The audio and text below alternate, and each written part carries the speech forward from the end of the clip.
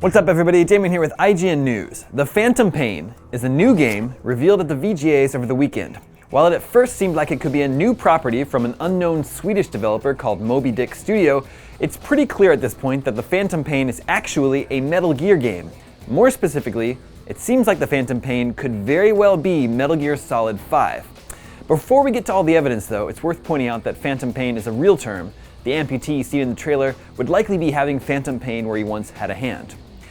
So, the main character in the trailer is a dead ringer for Big Boss, also known as Naked Snake.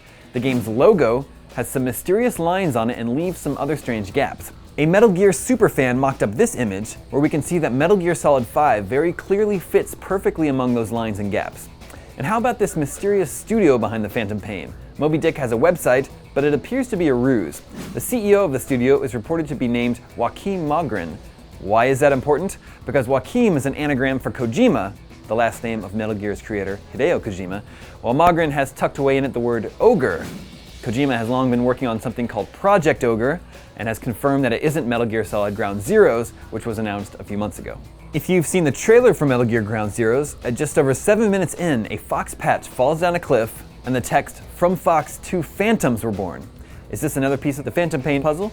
A quick Whois search of the Moby Dick Studio domain name gives us precious little information.